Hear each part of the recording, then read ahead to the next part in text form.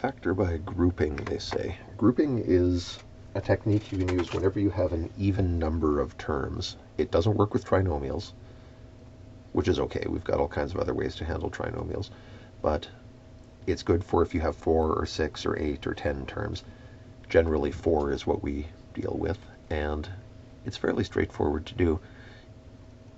You take your expression and you break it into chunks containing 2 terms each. And then you try to factor each of those chunks independently. So x squared minus 5x, can we factor anything out of there?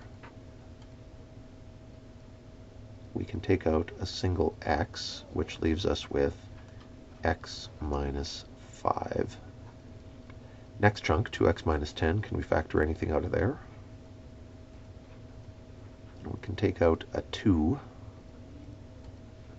And with that 2 out, we're left with 2x divided by 2 is x. Negative 10 divided by 2 is negative 5.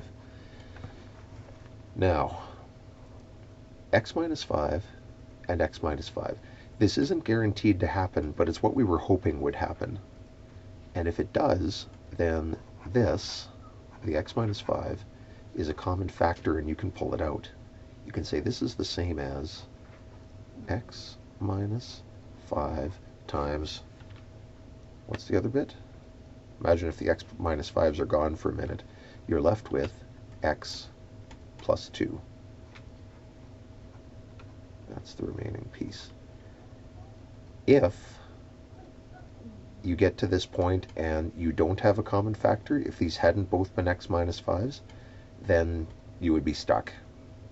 There would be, and you would probably say that this thing is not factorable. But in most of our examples, you will get a common factor. I'll just put it in to remind you. This said x minus 5, and this said x minus 5. As long as that happens, then you're good to go on. Over here, same trick. We're going to factor that and factor this. What can we take out of these two terms? 6 and 9 are both divisible by 3. Y squared and y are both divisible by y. And that leaves you with 6 divided by 3 is 2. Y squared divided by y is just y. 9 divided by 3 is 3. Y divided by y is 1, so no point writing it. Now, what do we factor out of this term? 2 and 3. Nothing going on there. Y and no y whatsoever. Occasionally this will happen. You'll get a binomial where there doesn't seem to be anything you can factor out. Well, if you're desperate, you could always factor out a 1, which is a little bit silly, but you're going to see it. You'll see that it will help here. If you factor 1 out of this, you get 2y divided by 1 is 2y, and then you get 3 divided by 1 is 3. You're thinking, well, that was a little bit pointless. Yeah, it kind of was, except that it allowed us to get to here, and now we have our common factors. And suddenly it was all worth it. You can take these 2y plus 3's out. 2y plus 3. And with them gone, we are left with 3y plus 1.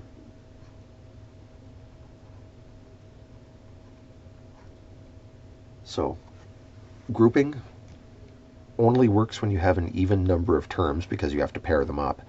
And if you learn a factoring technique called decomposition, which is a way of doing trinomials, it's a technique for taking a trinomial and turning it into 4 terms so that we can use grouping. It's very effective, definitely worth learning if you get a chance.